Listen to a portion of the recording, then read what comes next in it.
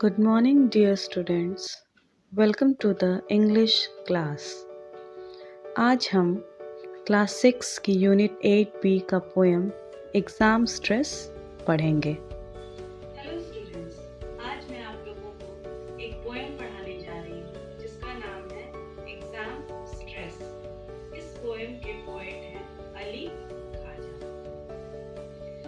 इस पोएम में हमें ये जानने को मिलेगा कि एग्जामिनेशन के टाइम जो स्टूडेंट्स की मानसिक स्थिति होती है वो कैसी होती है। वो बहुत ज़्यादा वरीड होते हैं, वो ये सोचते रहते हैं कि मैंने तो सब कुछ याद कर लिया है, फिर मैं एग्जामिनेशन सेंटर में जाके सब कुछ भूल तो नहीं जाऊंगा, मैं पास हो जाऊंगा या मैं फेल हो जाऊंगा। तो ये हर तरह की टेंशन जो रहती है वो उनके दिमाग में चलती रहती है। तो पोएम को स्टार्ट करने से पहले हम इसका एक शॉर्ट डिस्क्रिप्शन पढ़ते हैं। The poem Exam Stress presents a picture of students' mental condition during the examination.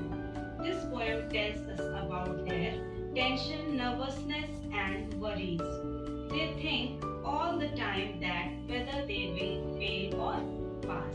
तो जैसा कि मैंने आपको पहले ही बताया कि इस पोएम में हमें उनकी मानसिक स्थिति के बारे में जानने को मिलेगा कि वो एग्जाम के टाइम किस तरह से अपने एग्जाम की तैयारी करने में लगे रहते हैं। वो हर एक चीज पढ़ते हैं, बुक जो भी उनके सब्जेक्ट से रिलेटेड होता है, ताकि वो पास कर जाए। क्योंकि बहुत तरह की जो परेशानियां होती हैं एग्जाम्स को लेके उनके दिमाग में 24 आवर्स चलते रहती हैं। तो अब आइए हम पोएम की तरफ बढ़ते हैं और इस पोएम को समझते हैं। Exam stress. Exams, pain in the neck. I have beaten all my nails, I am nervous wreck. My books all piled up, towering on my desk. I smell so bad and look grotesque. तो यहाँ पे poet हमें क्या बताना चाह रहे हैं कि जो स्टूडेंट हैं वो एग्ज़ाम के टाइम इस कदर परेशान हो जाते हैं, इस कदर चिंतित हो जाते हैं कि वो बिल्कुल नर्वस हो जाते हैं और पढ़ाई करते करते उनके गर्दन में भी दर्द सी हो जाती है। परेशान होकर टेंशन में आके वो अपने नाखून चबाने लगते हैं और एग्ज़ाम की तैयारी, परीक्षा की तैयारी करने के क्रम में वो जितना भी हेल्पिंग बुक्स होता है, जो भी साइड बुक्स होता है सब्जेक्ट से रिलेटेड, वो उसका एक मीनार बना देते हैं। टावर का मतलब यहाँ मीनार होता है। किसी भी सामान को एक के ऊपर एक रखना और उसे टावरिंग कहते हैं। तो यहाँ आप पिक्चर में देख सकते हैं कि किस तरह से बुक्स का टावर बनाया गया है, एक के ऊपर रखकर। और इस परेशानी में उस स्टूडेंट को ना नहाना सूझता है, ना खाना सूझता है, और इस वजह से वो बहुत ज़्यादा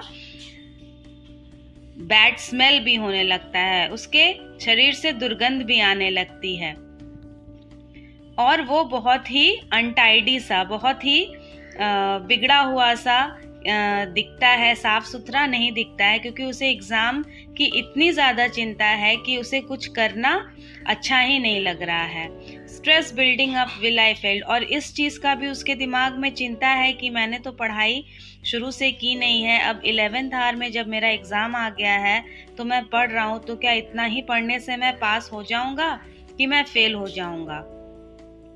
It's tangible now, it's like I am in jail. और यहाँ पे tangible का मतलब होता है स्पष्ट। तो वो ये क्या कह रहा है, स्टूडेंट क्या सोच रहा है कि अब तो ये स्पष्ट है, अब तो ये सच्चाई है कि मैं फेल हो जाऊंगा। और पढ़ाई कर करके उसे ऐसा लग रहा है कि वो उस कमरे में जैसे कि जेल में बंद है। Trapped inside my own head with the stress of it all, I am overfed. I step in classroom, I can touch fear in the air. और यहाँ पे trapped का मतलब होता है बुरी हालत। तो उसकी दिमाग की जो है वो बुरी हालत हो गई है और स्ट्रेस से वो एकदम परेशान हो गया है, फेडअप हो गया है, उसे कुछ समझ में नहीं आ रहा है। जब एग्ज़ाम के दिन वो क्लासरूम घुसता है तो उसे एक अजीब सा भय महसूस होता है वातावरण में। उसे ऐसा फील होता है जैसे कि वो पढ़ाई तो सब कुछ किया है लेकिन उसे कुछ याद नहीं है। I just hope my parents my life they will spare. Peeling is my skin and falling out is my hair. Life without exams, that life is so rare. और यहाँ पे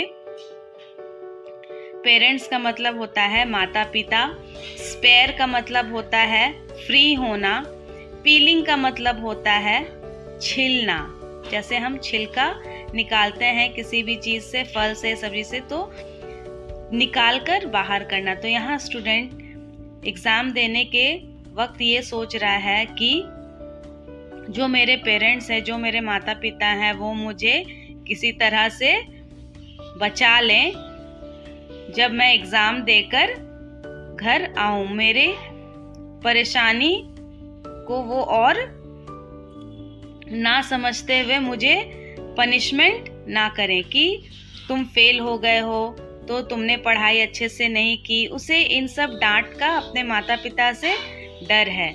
उसे ऐसा लग रहा है कि उसके बॉडी से चमड़े बाहर निकल रहे हैं, उसका बाल जो है वो टेंशन से गिर रहा है, और वो ये इमेजिन करता है कि कितना अच्छा होता अगर हमारी लाइफ में कोई भी एग्ज़ाम नहीं होता। लेकिन ऐसा लाइफ होना तो इम्पॉसिबल है। रेयर का मतलब यहाँ होता है कभी कभार, वेरी रेयर। तो यहाँ पे वो इस चीज़ की इच्छा कर रहा है, उसे ये चाह है कि कितना अच्छा होता है कि हमारा जो लाइफ होता वो बिना एग्ज़ाम के होता, लेकिन ऐसा होना नामुमकिन है। तो बच्चों, हमें अगर आगे बढ़ना है, अगर हमें अपने लक्ष्य को पूरा करना है, तो हमें पढ़ाई तो करनी होगी, और बिना पढ़ाई किए हम किसी भी मुकाम तक नहीं पहुंच सकते हैं। तो हमारा ये पोयम यहीं पर समाप्त होता है। एक नए टॉपिक के साथ जल्दी लौटूंगी, तब तक के लिए थैंक यू।